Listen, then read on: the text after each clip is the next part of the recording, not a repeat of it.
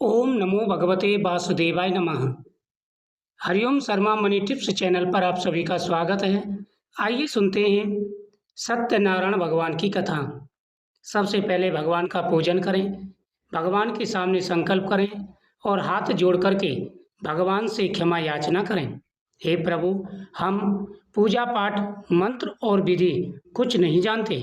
मंत्रहीनम क्रियाहीनम भक्तिहीनम जनार्दन यत् पूजितम मया देवम परपूर्णम तदस्तु मे। हे प्रभु, हम पूजा पाठ मंत्र विधि कुछ नहीं जानते। जैसे श्रद्धाभाव से हम कथा कर रहे हैं, कथा का श्रवण कर रहे हैं, आप हमारी पूजा को स्वीकार करें। भगवान के सामने चौमुखी दीपक जलाएं और इस कथा का श्रवण करें। श्री व्यास जी ने कहा, एक समय सोनक आदि विवेकी मुनिगणों ने पुराणों के ज्ञाता श्री सूत जी से पूछा कि वह व्रत तप कौन सा है जिसके करने से मनवांछित फल मिलता है। हे मामुनि, हम वह सुनना चाहते हैं, कृपया करके सुनाइए। श्री सूत जी बोले, ऐसे ही प्रश्न नारद जी ने किया था भगवान विष्णु से, और भगवान विष्णु ने जो कुछ भी नारद जी को सुनाया था वह ध्यान से सुनो। परोपकार की भावना लेकर योगी राज नारद अनेक लोगों की यात्रा करते करते मृत्यु लोक में आ पहुंचे। वहां उन्होंने देखा लोग तरह तरह के कष्ट भोग रहे हैं। पिछले कर्मों के प्रभाव से अनेक योनियों में उत्पन्न हो रहे हैं। दुखी जनों को देख नारद सोचने लगे, इन प्राणियों का दुख किस प्रकार दूर किया जाए। मन में यही भावना रखकर नारद जी विष्णु लोक को गए। वहां नारद जी ने शुक्ल वर्ण वाले 4 भुजाधारी सत्यनारायण भगवान के दर्शन किए, जिन्होंने शंख चक्र गदा पद तथा वनमाला पहने हुए थे। उन्हें देखकर के नारद जी स्तुति करने लगे। नारद जी ने स्तुति की और कहा, मन वाणी से परे अनंत शक्तिधारी आपको प्रणाम है। आदि मध्य और अंत से मुक्त सर्वात्मा के आदि कारण श्री हरि आपको प्रणाम है। नारद जी की स्तुति सुन विष्णु भगवान ने पूछा, ही नारद, तुम्हारे मन में क्या है, वह सब मुझसे कहो। भगवान की यह वाणी सुन नारद जी ने कहा, मृत्यु लोक के सभी प्राणी पूर्व पापों के कारण विभिन्न योनियों में उत्पन्न हो अनेक प्रकार के कष्टों को भोग रहे हैं। यदि आप मुझ पर कृपालु हैं तो इन प्राणियों के कष्ट दूर करने का कोई छोटा सा उपाय बताइए, मैं वह सुनना चाहता हूँ। श्री भगवान बोले, ही नारद, तुम बहुत ही साधु हो। तुमने जन कल्याण के लिए अच्छा प्रश्न किया है। जिस व्रत के करने से व्यक्ति मोह से छूट जाता है वह मैं तुम्हें बताता हूँ। यह व्रत स्वर्ग और मृत्युलोक दोनों में दुर्लभ है। तुम्हारे स्नेह बस इस व्रत का विवरण देता हूँ। सत्यनारायण भगवान का यह व्रत विधि पूर्वक करने से तत्काल सुख मिलता है और अंत मोक्ष का अधिकारी बन जाता है। जो व्यक्ति यह व्रत करते हैं वह मृत्युलोक में जब तक रहते हैं उन्हें हर प्रकार का सुख मिलता है और अंत में वैकुंठ की प्राप्ति होती है। श्री भगवान के वचन सुन नारद ने कहा कि प्रभु, इस व्रत का क्या फल है, इसे कब और कैसे धारण किया जाए और इसे किस किस ने किया था। श्री भगवान ने कहा, दुख शोक दूर करने वाला, धन बढ़ाने वाला, संतान और सौभाग्य का दाता, सर्वत्र विजय दिलाने वाला श्री सत्यनारायण भगवान का व्रत मनुष्य किसी भी दिन श्रद्धा और भक्ति के साथ कर सकता है। हे नारद, सायकाल धर्मरत हो ब्राह्मण के सहयोग से और बंधु बांधवों सहित श्री सत्यनारायण भगवान का पूजन करें। भक्ति पूर्वक खाने योग्य उत्तम प्रसाद बनावा सवाया लेवें। यह प्रसाद केले के फल, घी, दूध, गेहूं के आटे से बना हो। यदि गेहूं का आटा ना हो तो चावल का आटा और शक्कर के स्थान पर गुड़ मिला लें। सब मिलाकर सवाया बना नैवेद्य अर्पित करें। इसके बाद कथा सुने, प्रसाद लें, ब्राह्मणों को दक्षिणा दें और इसके पश्चात बंधु बांधव सहित ब्राह्मणों को भोजन कराएं। प्रसाद पा लेने के बाद कीर्तन आदि करें और फिर भगवान सत्यनारायण का स्मरण करते हुए स्वजनों अपने अपने घर जाएं। ऐसे व्रत पूजन करने वाले की मनोकामना अवश्य पूरी होती है। कलयुग में विशेष रूप से यह छोटा सा उपाय इस पृथ्वी पर अनेक प्रकार की मनोकामनाओं को पूरा करने वाला है। इति श्री स्कंद पुराण रेवाखंडे सत्यनारायण व्रत कथा प्रथम अध्याय समाप्त हुआ। बोल सत्यनारायण भगवान की जय। श्रीमन्नारायण नारायण नारायण केशव नारायण नारायण नारायण माधव नारायण नारायण नारायण लक्ष्मी नारायण भगवान की जय। द्वितीय अध्याय प्रारंभ में सूत जी ने कहा, इस व्रत को पहले किसने किया, यह सुनाते हैं, आप लोग इसको सुनिए। बहुत रमणीय काशीपुरी में एक निर्धन ब्राह्मण रहता था। वह भूख प्यास से दुखित नित्य यहाँ वहाँ भटकता रहता था। इस ब्राह्मण को दुखी देख एक समय ब्राह्मण को चाहने वाले भगवान ने स्वयं एक बूढ़े ब्राह्मण का रूप वेश धारण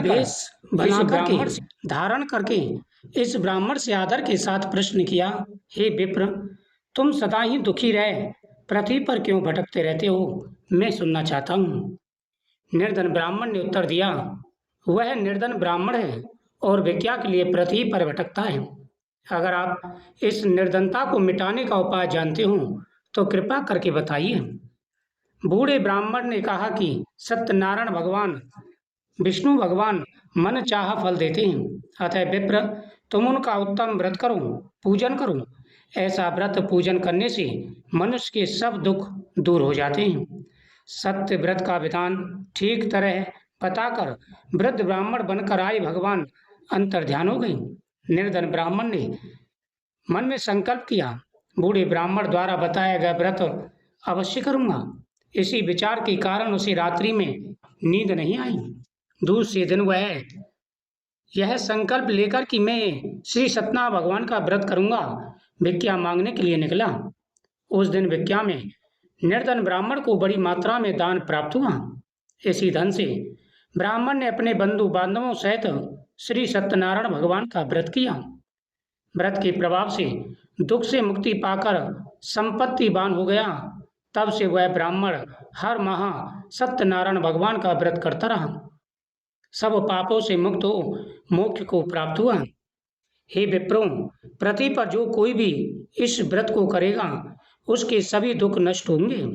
श्री भगवान नारद जी से कहते हैं, हे नारद, यह व्रत सभी प्रकार की मनोकामनाओं को पूरा करने वाला है। श्री सूत जी बोले, यह सब तो मैंने कहा, अब आप क्या सुनना चाहते हैं। तब ऋषिगण बोले कि इस ब्राह्मण से सुनकर किसने यह व्रत किया, यह जानने की हमारी इच्छा है। सूत जी बोले, ऋषियों, अन्य जिन लोगों ने यह व्रत किया है उसके बारे में सुनो। यही ब्राह्मण पर्याप्त धन आ जाने के कारण एक बार सत्यनारायण भगवान का व्रत कर रहा था। उसी समय एक लकड़हारा आया। लकड़ियों का बोझ बाहर रख प्यास मिटाने वह ब्राह्मण के घर में गया। उसने ब्राह्मण को व्रत करते देखा। ब्राह्मण को प्रणाम कर उस लकड़हारे ने पूछा कि प्रभु, आप ये क्या कर रहे हैं, इस पूजन का क्या फल है, विस्तार से कहें। ब्राह्मण ने उत्तर दिया कि मनवांछित सभी फलों को देने वाला यह सत्यनारायण भगवान का व्रत है। इन्हीं की कृपा से मेरा यह धन्य धान हुआ है। यह जान लकड़हारा बहुत प्रसन्न हुआ और प्रसाद ले जल पी लकड़ी बेचने शहर में चला गया।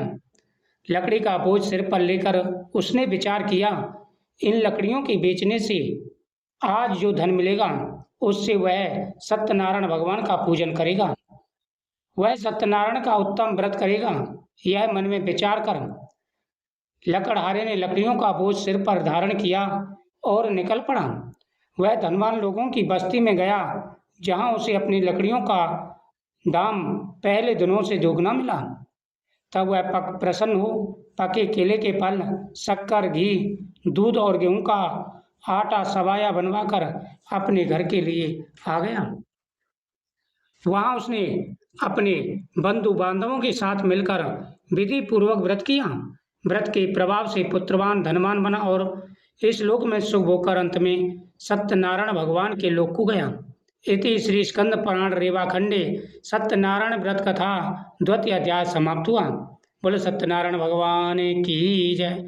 श्रीमन्नारायण नारायण नारायण लक्ष्मी नारायण नारायण नारायण केशव नारायण नारायण नारायण। तृतीय अध्याय प्रारंभ में सूत जी बोले, मुनियों आगे की कथा सुनाते हैं, सभी उत्तम मुनि श्रवण करें। पूर्व समय में उल्लामक नाम का बुद्धिमान राजा था। वह जितेंद्रिय एवं सत्यवादी था। वह नित्य देवालयों में जाता और दान दक्षिणा द्वारा ब्राह्मणों को संतुष्ट रखता था। राजा बड़ा ही बुद्धिमान था। उसकी कमल जैसे मुख वाली सती रानी थी। ये राजा रानी भद्रशिला नदी के तट पर सत्यनारायण भगवान का व्रत कर रहे थे। ऐसे में वहाँ एक साधु नामक वैश्य धन दान से भरी नाव लेकर के पहुंच गया। वैश्य नाव को किनारे पर लगा सत्यनारायण व्रत कर रहे राजा को देख उस वैश्य ने विनय पूर्वक राजा से प्रश्न किया। साधु नामक वैश्य बोला, हे राजन, आप भक्ति के साथ क्या कर रहे हैं? मैं यह सुनना चाहता हूँ। राजा बोला, हे साधु नामक वैश्य, हम बंधु बांधवों के साथ विष्णु भगवान का, तेजस्वी श्री सत्यनारायण भगवान का व्रत व पूजन पुत्रादि की प्राप्ति के लिए कर रहे हैं। राजा के वचन सुनकर साधु ने विनय पूर्वक कहा, आप इस व्रत के संबंध में सारा विधान मुझे भी बताइए, मैं भी यह व्रत करूँगा। मेरे भी कोई संतान नहीं है और क्या इस व्रत के प्रभाव से मेरे घर भी संतान होगी? इसके बाद वह खुशी खुशी अपने नगर आया। घर आकर उसने अपनी पत्नी से सब कुछ कहा। साधु बोला, यदि हमारे घर संतान होगी तो हम भी सत्यनारायण का व्रत करेंगे। पतिव्रता स्त्री लीलावती सती पति के साथ आनंदित हुई। सत्यनारायण के प्रसाद से संसार वासियों की तरह गर्भवती हुई। 10वें महीने में लीलावती ने एक कन्या को जन्म दिया। यह कन्या चंद्रमा की कला की तरह दिन दूनी रात चौगुनी बढ़ने लगी। इस कन्या का नाम कलावती रखा गया। तब लीलावती ने अपने पति से मधुर वचन कहे, हे स्वामी, आप पहले किए हुए संकल्प के अनुसार सत्यनारायण भगवान का व्रत क्यों नहीं करते? साधु नामक वैश्य बोला, प्रिय कन्या के विवाह के समय यह व्रत कर लेंगे। इतना कहकर वह वैश्य नगर को चला गया। इधर कलावती कन्या पिता के घर रहकर बड़ी होने लगी। एक दिन साधु नामक वैश्य ने अपनी कन्या को सहेलियों के साथ नगर में देखा। धर्म मर्यादा को जानने वाले साधु वैश्य ने तत्काल विचार कर कन्या के योग्य श्रेष्ठ वर खोजने हेतु दूत को भेजा।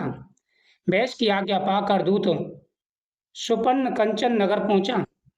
वहां से बड़ा गुणवान और सुंदर वैश्य पुत्र कन्या के योग्य वर देखा और उसे ले आया।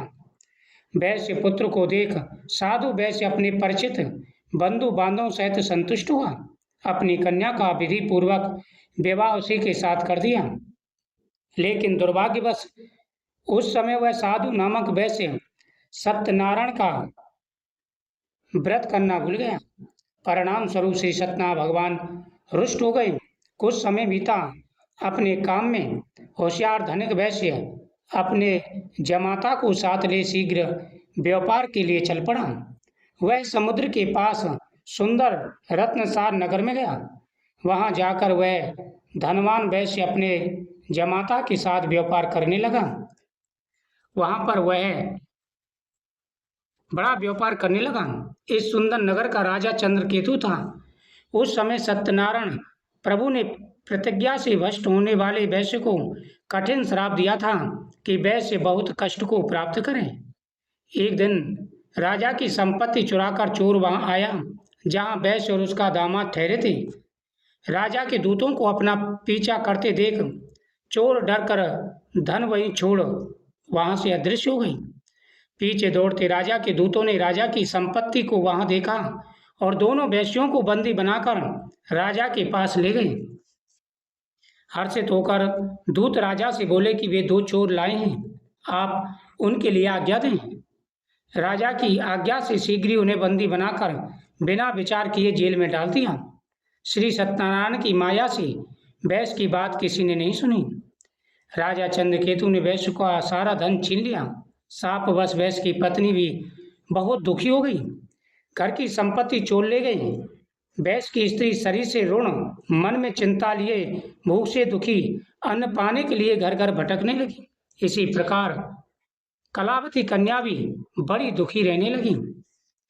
एक दिन भूखी प्यासी बेटी कलावती एक ब्राह्मण के घर गई, जहाँ उसने सत्यनारायण भगवान का व्रत पूजन होते देखा। उसने वहां बैठकर कथा सुनी, प्रसाद लेकर रात्रि को अपने घर लौटी।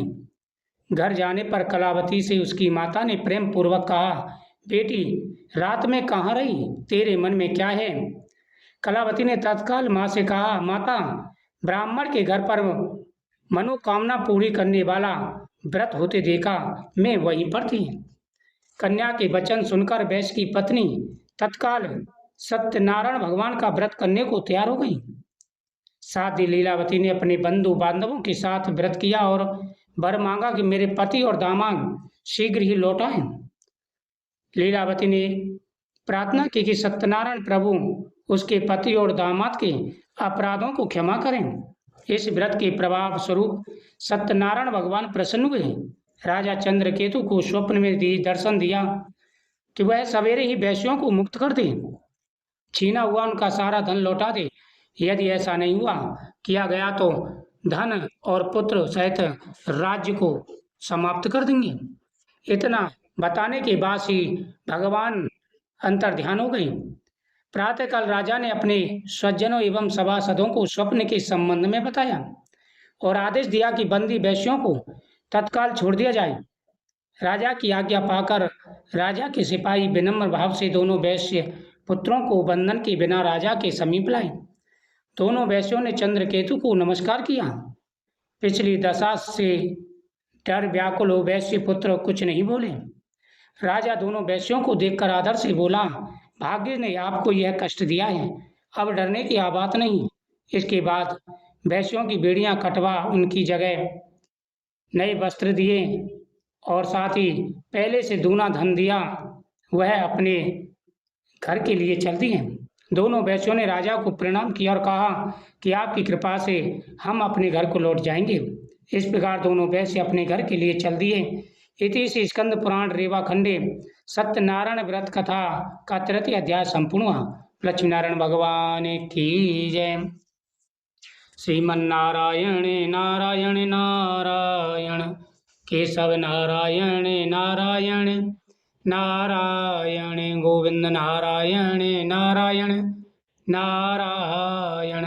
बोल लक्ष्मीनारायण भगवान की जय। 4th अध्याय प्रारंभे।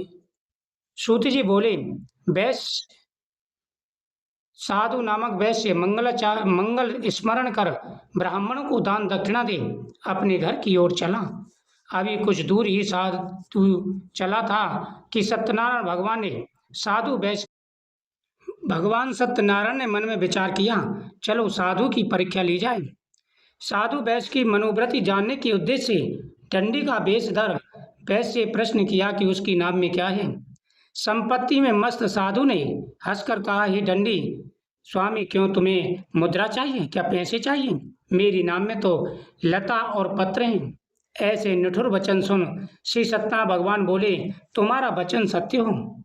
इतना कह डंडी वैश्य के पास से कुछ दूर जाकर समुद्र किनारे बैठ गए। डंडी स्वामी के चले जाने पर वैश्य ने देखा कि नाव हल्की और उठी हुई है। वह बहुत चकित हुआ। उसने नाव में लता पत्र देखे तो मूर्छित होकर पृथ्वी पर गिर पड़ा। होश आने पर वह चिंता करने लगा। तब उसके दामाद ने कहा, ऐसे शोक क्यों करते हो? यह डंडी स्वामी का श्राप है। वह डंडी सर्वसमर्थ हैं, इसमें संशय नहीं है। उनकी शरण में जाने से मनोकामना अवश्य पूरी होगी। दामाद का इतना कहना मान वैश्य डंडी स्वामी के पास गया। डंडी स्वामी को प्रणाम कर सादर से बोला, जो कुछ मैंने आपसे कहा था उसे क्षमा कर दें। बार बार नमन कर महाशोक से व्याकुल हो गया। वैश्य को रोते देख डंडी स्वामी ने कहा, मत रो, सुनो, तुम मेरी पूजा को भूलते हो। हे कुबुद्धि वाले, मेरी आज्ञा से तुम्हें बार बार दुख हुआ है। वैश्य स्तुति करने लगा। साधु बोला, प्रभु आपकी माया से ब्रह्मा आदि भी मोहित हुए हैं। वे भी आपके अद्भुत रूप गुणों को नहीं जानते। हे प्रभु, मुझ पर प्रसन्न हो। मैं माया से भ्रमित मूढ़ आपको कैसे पहचान सकता हूँ? कृपया प्रसन्न हो, मैं अपनी सामर्थ्य से आपका पूजन करूँगा। धन जैसे पहला था वैसा कर दें, मैं शरण में हूँ, रक्षा कीजिए। उसके भक्ति वाक्यों को सुन जनार्दन संतुष्ट हुए। वैश्य को उसका मन चाहा वर देकर अंतर्ध्यान हो गए। तब वैश्य नाव पर आया और उसे नाव धन से परिपूर्ण मिली। सत्यनारायण की कृपा से मेरी मनोकामना पूर्ण हुई है, यह कहकर साधु वैश्य ने अपने सभी साथियों के साथ श्री सत्यनारायण भगवान की विधि पूर्वक पूजा की। भगवान सतदेव की कृपा प्राप्त कर साधु बहुत प्रसन्न हुआ और नाव लेकर के अपने नगर के लिए चलने को प्रस्थान किया। अपने घर के निकट अपने दामाद से बोला, देखो वह मेरी रत्नपुरी है। धन के रक्षक दूत को नगर भेजा। दूत नगर में साधु वैश्य की स्त्री से हाथ जोड़कर उचित वाक्य बोला। वैश्य दामाद के साथ तथा बहुत सा धन लेकर संगी साथी के साथ नगर के निकट आ गए। दूत के वचन सुन सती स्त्री बहुत ही प्रसन्न हुई। भगवान सत्यनारायण का पूजा पूर्ण करके अपनी बेटी से बोली, मैं साधु के दर्शन के लिए जाती हूँ, तुम जल्दी आओ। अपनी माँ के वचन सुन पुत्री ने भी व्रत समाप्त माना। प्रसाद लेना छोड़ अपने पति के दर्शन के लिए चल पड़ी। सत्यनारायण भगवान इसे संतुष्ट हो गए और उसके पति तथा धन से लदी नाव को पानी में डुबो दिया। कलावती ने वहां अपने पति को नहीं देखा। उसे बड़ा दुख हुआ और वह रोती हुई जमीन पर गिर पड़ी। नाव को डूबती हुई देख कन्या के रुदन से डरा हुआ साधु वैश्य बोला, ये क्या आश्चर्य हो गया? नाव के मल्लाह भी चिंता करने लगे। अब तो लीलावती भी अपनी बेटी के दुख से व्याकुल होकर बोली, हे स्वामी, नाव कहाँ गई? दामाद कैसे अदृश्य हो गई? ना जाने किस देवता ने नाव भर ली है। सत्यनारायण की महिमा कौन जान सकता है? इतना कह वह सज्जनों के साथ रोने लगी। फिर अपनी बेटी को गोद में ले विलाप करने लगी। वहां बेटी कलावती अपने पति के नहीं रहने पर दुखी हो रही थी। वैश्य कन्या ने पति की खड़ाऊ लेकर मर जाने का विचार किया। स्त्री सहित साधु वैश्य ने अपनी बेटी का यह रूप देखा। धर्मात्मा साधु वैश्य दुखित हो, व्याकुल हो, चिंता करने लगा। उसने कहा कि यह श्री सतदेव ने किया है। सतदेव की माया से सभी मोहित हैं।